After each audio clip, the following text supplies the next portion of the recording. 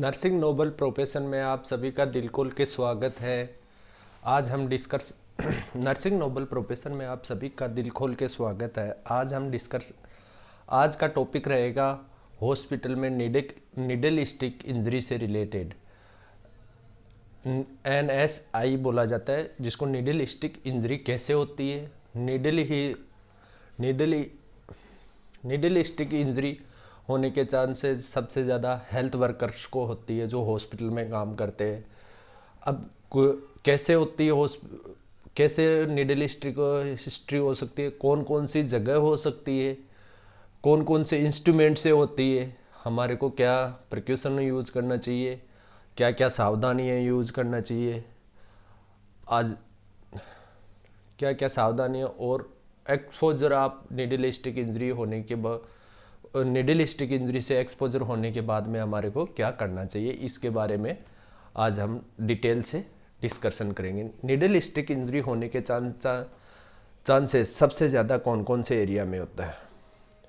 OT के अंदर हम काम करते हैं तो वहाँ पे शार्प इंस्ट्रूमेंट जैसे कि सीजर है, सूचर के लिए हम जो नीडल यूज़ करते हैं, नीडल को यूज़ करने के बाद में उस नीडल को प्रॉपर प्लेस में नहीं रिप्लेस करते हैं तो वो नीडल स्टिक इंजरी हो सकती है, सिरिंज से हो सकती है। ये तो ओटी में हमारे पास निडल स्टिक के चांसेस हो जाती है। जो हमारी ग्रीन शीट यूज़ करते हैं, क्लीन शीट यूज़ करते हैं, उनमें जैसे कि निडल को उसके ऊपर रख दिया, उसमें हम ध्यान नहीं देते हैं तो उससे भी हमारे चांस हो जाते हैं। कई बार आर्टरी फोर शेप है, आर्टरी फोर शेप को हम इनमें रख देते हैं, ग्रीन शीट के पंच करके रख देते हैं तो उससे भी चांस होते हैं। उससे हम प्रॉपर रिमूव नहीं करते हैं तो उससे भी चांसेस ज़्यादा बढ़ जाते हैं। अब कब कब हो सकती है, जो आपको स्लाइड में दिखाई दे रहा है इसमें देखिए, जैसे IM इंजेक्शन, IV इंजेक्शन लगाते टाइम हम निडल को यूज़ कर रहे हैं तो उसमें हमारा निडल स्टिक होने के चांसेस ज़्यादा, इंजेक्शन लगाते टाइम निडल स्टिक इंजरी होने के चांसेस ज़्यादा होते हैं। निडल को इंजेक्शन लगाने के बाद में रिकेप करते समय हो जाता है, जिसमें हमारे को स्टैंडर्ड प्रिकॉशन रिकेप कभी नहीं करना है। ओल्ड टाइम में रिकेप करते थे, लेकिन प्रेजेंट टाइम में निडल इंजेक्शन एडमिनिस्ट्रेशन करने के बाद में निडल को अलग से रिमूव शार्प में करना है और जो निडल के ऊपर केप आता है उसको रेड वाले कंटेनर के अंदर हमारे को डिस्कार्ड करना है। थर्ड थिंग होती है कि जब ब्लड सैंपलिंग, लेबोरेटरी में काम करते हैं तो ब्लड सैंपलिंग लेते हैं तो वहाँ पे भी निडल स्टिक में होने के चांसेस होते हैं, जो आपको स्लाइड में दिखाई दे रहा है। तीसरी चीज़ है, हम जैसे कि स्पाइन का प्रोसीजर करा रहे हैं, जैसे कोई स्पाइनल सैंपल लेना है, ड्रग एडमिनिस्ट्रेशन करना है, तो ये प्रोसीजर होने के, इस प्रोसीजर में क्या स्पाइनल निडल यूज होती है जो शार्प होती है। जहाँ जहाँ शार्प होती है, जैसे सर्जिकल ब्लेड यूज़ करते हैं, वहाँ पे भी हमारे को सावधानियाँ बरतनी है, वहाँ पे ज़्यादा चांसेस होते हैं निडल स्टिक। IV कैनुलाइजेशन करते समय भी निडल स्टिक इंजरी होने का चांसेस हो सकते हैं, जिसको जो स्टाफ IV कैनुलाइजेशन कर रहा है वो प्रॉपर अपने शार्प को डिस्कार्ड करे।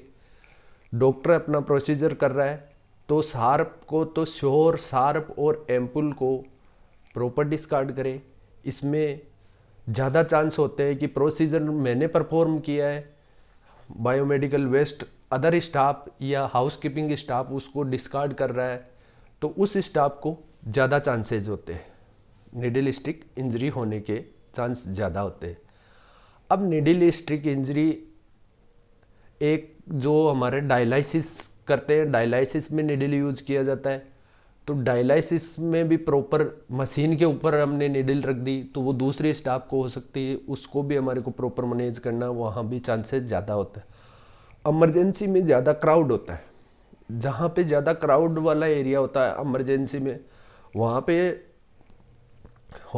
हेल्थ केयर वर्कर को अपने प्रेजेंस ऑफ माइंड यूज़ करके काम करना चाहिए। वहाँ पे निडल स्टिक इंजरी होने के ज़्यादा चांस होता है।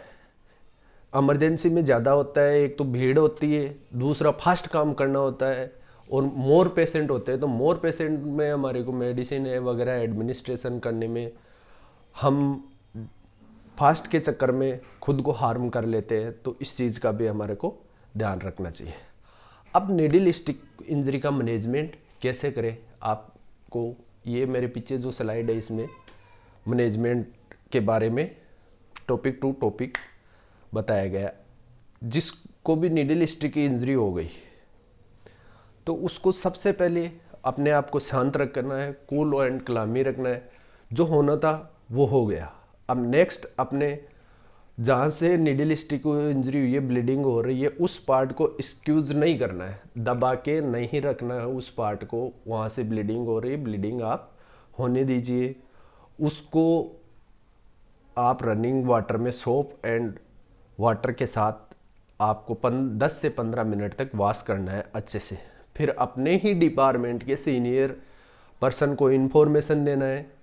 जो सीनियर आपको फॉलो करने के लिए बोले वो इंस्ट्रक्शन। सबसे बेस्ट हेल्प आपका डिपार्टमेंट का सीनियर पर्सन आपकी सबसे हेल्प करेगा। सबसे पहले आप अपने डिपार्टमेंट में बताओ, देन फिर आपको माइक्रोबायोलॉजी में इन्वेस्टिगेशन करवाने हैं। आपको विद इन 24 आवर के अंदर टीटी लगवाना है। जो भी आपको माइक्रोबायोलॉजी के डॉक्टर या माइक्रोबायोलॉजी डिपार्टमेंट से इंस्ट्रक्शन मिले वो आपको फॉलोअप करवाने हैं। ये तो आपको ये आपको करने डू नोट क्या क्या नहीं करना है। आपको नहीं करना है, मुंह के अंदर अंगुली नहीं लेना है। ये से अंगुली जैसे लग गया मुंह में ले लिया। कंप्रेस करने से, मुंह में लेने से हमारा इन्फेक्शन क्या होता है कि वो ब्लड के अंदर मिक्स होता है और सिस्टमेटिक हमारी बॉडी में चला जाता है। तीसरी चीज़ आपको फॉलोअप करना है। अब आपकी कहीं नीडल स्टिक इंजरी होती है, पेशेंट साइड हो रही है, तो आपको क्या करना है इससे, आपके वायरल मार्कर करवाने। और पेशेंट के वायरल मार्कर का आपको पता होना चाहिए। नहीं पता है तो पेशेंट के वायरल मार्कर भी आपको करवाना होगा। उससे क्या आपको चांसेस बहुत कम होता है। भाई पेशेंट नेगेटिव है तो फिर भी आपको जो डॉक्टर बोले वो आपको ट्रीटमेंट लेना है। ट्रीटमेंट लेने से एक तो साइकोलॉजिकल सपोर्ट मिलता है, बॉडी के अंदर इम्यूनिटी, हमारे अंदर इम्यूनिटी का फॉर्मेशन होता है, जिससे नेक्स्ट टाइम भी एक्सपोजर हो तो हमारे को ध्यान रखना है। अब हमारे को एक चीज़, हॉस्पिटल में काम करते हुए हेल्थ वर्कर को सबसे ज़्यादा एम्पुल ब्रोकन अपने हाथों से करते हैं तो अंगुली में इंजरी होने के चांसेस ज़्यादा होते हैं। पैरों में लगने के ज़्यादा चांस होते हैं। ये आपको अच्छे शू कवर पहन के आप शू पहन के इनको बचा सकते हो। जो एम्पुल की इंजरी होती है, जैसे हम ओटी वगैरह में या कोई प्रोसीजर करवा रहे हैं, गलती से शार्प इंस्ट्रूमेंट जैसे सर्जिकल ब्लेड हाथ से छूट गया, हमारे पैर पे गिर जाता है, तो हमारे जूते होते हैं वो प्रोटेक्शन कर सकते हैं, अच्छे वाले जूते होते हैं, तो इसलिए हम इस एजार्ट से बच सकते हैं। दूसरी चीज़, बायोमेडिकल वेस्ट का प्रॉपर शार्प कंटेनर में शार्प जाना चाहिए। 1/3 फिल होते ही उसको डिस्कार्ड करना चाहिए। बॉडी पार्ट है, बॉडी का वेस्ट है, ये टोटल ब्लड प्रोडक्ट है, ये सारे के सारे ब्लड बैग है, ये हमारे को येलो में डिस्कार्ड करने चाहिए। जितनी भी प्लास्टिक है वो हमारे को किस के अंदर डिस्कार्ड करना चाहिए, रेड डस्टबिन के अंदर, और जो प्लेन है वो ब्लैक के अंदर। एम्पुल है, इनका आजकल कार्डबोर्ड होता है, कार्डबोर्ड के अंदर डिस्कार्ड करना होता है। अब कितने % एक्सपोजर होने के बाद में चांसेस होते हैं, जैसे कि HIV होता है वो 0.3% चांसेस होता है।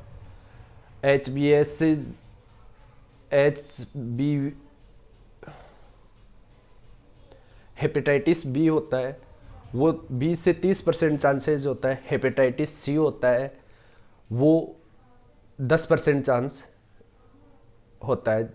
0.3 का मतलब हो गया HIV 1000 नर्स एक्सपोजर, नर्स या हेल्थ वर्कर एक्सपोजर होते हैं, उनमें से 3 को HIV होने के चांस होते हैं। हेपेटाइटिस बी की प्रोबेबिलिटी ज़्यादा होती है, तो इस चीज़ का हमारे को ध्यान रखना होता है। जितने भी हेल्थ वर्कर काम कर रहे हैं उनके पास या तो टाइटर होना चाहिए, टाइटर लेस देन 1 होना चाहिए। टाइटर की रिपोर्ट, हेपेटाइटिस टाइटर की रिपोर्ट होती है वो लेस देन 1 होनी चाहिए, या उनको हॉस्पिटल में वर्क, जितने भी वर्कर है उनको सबको हेपेटाइटिस का इंजेक्शन लगवाना चाहिए, उससे बॉडी के अंदर इम्यूनिटी बनती है। मैं तो रिकमेंडेड करूँगा जो भी नर्सिंग के स्टूडेंट है फर्स्ट ईयर का भी, उसको भी हेपेटाइटिस लेना चाहिए। क्यों, वो भी कहीं ना कहीं प्रैक्टिस के लिए जाते हैं और ट्रेनिंग टाइम में ऐसी चीज़ें ज़्यादा होने के चांसेस ज़्यादा है।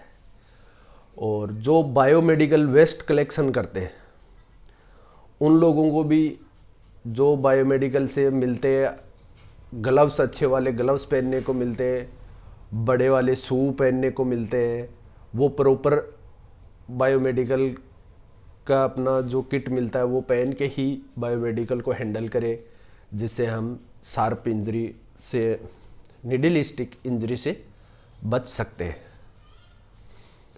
ये मेरी इन्फॉर्मेशन आपको अच्छी लगी तो चैनल को लाइक करें, सब्सक्राइब करें, और नेक्स्ट कैसे हैंडल करते हैं इसका वीडियो आपको पार्ट 2 में देखने को मिलेगा। Thank you so much.